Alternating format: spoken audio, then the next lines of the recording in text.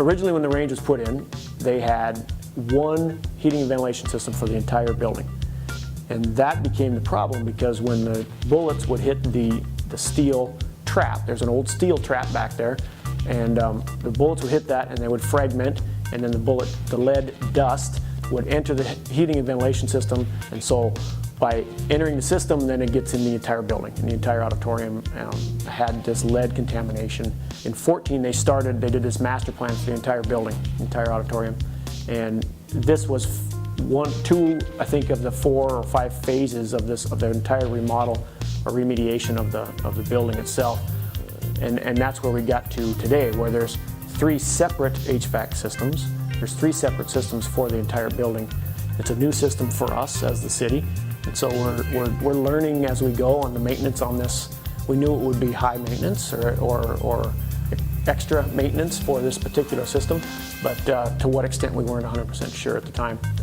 And so whether the number of shooters increased or whether the shooters stayed the same, but they shot more when they were here, I don't know. At any rate, there's blocks that are down there that are at capacity and need to be changed out.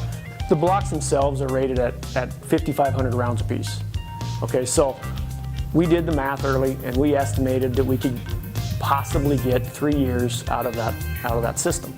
So yeah, the blocks are working exactly as planned. They're built to fully encapsulate the lead bullet, not fragment, not release dust, but fully encapsulate that bullet, and so that when the block is removed, when they're full, when they have their 5,500 rounds or whatever that is, and then we get a new block system in here to rebuild the wall.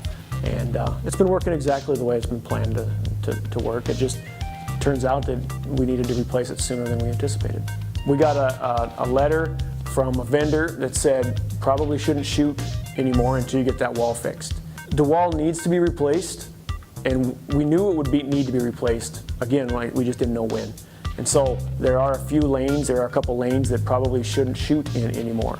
And so what we heard earlier was, well, let's shut the whole range down until we figure out if we're going to fix it, what we're going to fix, and how we're going to do that. Now what we've done is got another opinion that they kind of said the same thing. There are a few lanes that are less shot-in lanes, maybe less desirable to stand, you know, the 2 around the columns, the 2 lanes around the column and on the edges of the wall. And so what we've said is, if you've got a class scheduled, that class can still shoot down here. We're asking the instructors to shoot in the lesser used lanes, or so that have the least amount of shot in those blocks. All the range planning and all the range programming comes through the Community Ed and Rec, and they manage the programming part of the building. At this point, if the decision is made to rebuild the wall and get the new wall built, we should be fine for the shooting season, and it shouldn't be anything different than it's been the last 2 years. The classes, of course, are all scheduled through the instructors, and so those are already scheduled through the end of the season, probably, or until the beginning of the open indoor shooting season. And so we shouldn't have a problem there either, because that's all scheduled through your individual instructors.